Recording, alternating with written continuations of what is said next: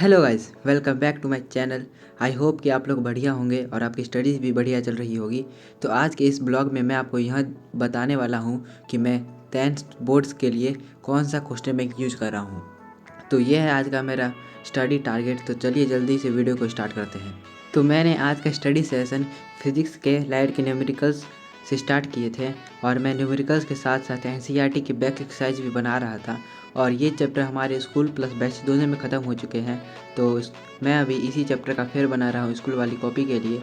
और इसमें से कुछ कुछ क्वेश्चंस मुझसे बन रहे थे और जो नहीं बन रहे थे मैं उसे रफ़ कॉपी में स्कूल वाले सर ने जो लिखवाया था उसे देख के फिर से प्रैक्टिस कर रहा था।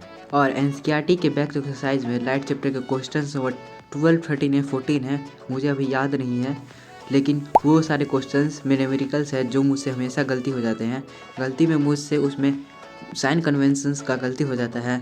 तो मुझे वो रिवाइज करना है इस चैप्टर का, क्योंकि मुझे हर बार साइन कन्वेंशंस का गलती हो जाता है। और स्कूल का बताऊँ तो स्कूल में अभी human light and colourful world भी चालू हो चुका है और बैच में भी चालू हो चुका है, तो उसे भी कवर करना है। साथ ही साथ पिछला चैप्टर भी रिवीजन करना है।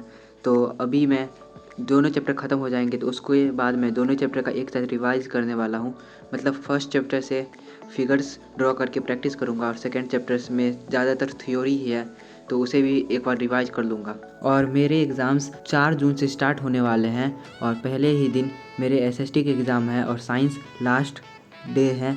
तो हो सकता है कि वीडियोस थोड़ी लेट आएंगी या ना आएंगी, तो इसीलिए वीडियो चैनल को अनसब्सक्राइब मत करना। तो यहाँ पे मैंने फिजिक्स के न्यूमेरिकल सॉल्व कर लिए थे और अब मैं मैथ्स प्रैक्टिस करने वाला हूँ। तो अभी मैं मैथ्स के फर्स्ट चैप्टर रियल नंबर के क्वेश्चंस ओसवाल क्वेश्चन बैंक से प्रैक्टिस कर रहा था। और मैंने एनसीईआरटी बना ली है और स्कूल में भी ये चैप्टर्स कंप्लीट हो चुके हैं और एग्ज़ाम आने वाले हैं, तो मैंने सोचा कुछ क्वेश्चंस प्रैक्टिस किए जाए, इसीलिए मैं अभी से क्वेश्चंस बना रहा था। और मैंने ओसवाल बुक ली है इस बार, क्योंकि बहुत सारे स्कूल वाले टीचर ने भी कहा था ओसवाल बुक अच्छी होती है और बहुत सारे दोस्तों ने भी रिकमेंड किया था, तो मैंने ये बुक ली है। और चलो अब मैं तुम्हें इस बुक का एक छोटा सा क्विक रिव्यू देता हूँ। तो मैंने क्लास 10 बोर्ड्स के लिए क्वेश्चंस प्रैक्टिस करने के लिए ओसवाल बुक से आने वाले सीबीएसई क्वेश्चन बैंक्स परचेज करी है जो मुझे रिसेंटली रिसीव हुई है।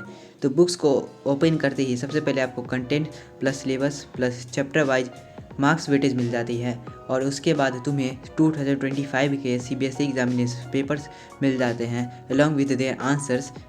एंड देन तुम्हें मिल जाते हैं 2024 के CBSE examination paper along with their answers also.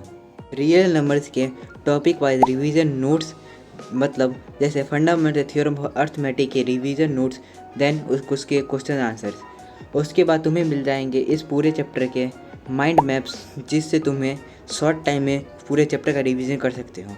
Then तुम्हें मिल जाएंगे very short answer questions, long answer questions, short answer questions.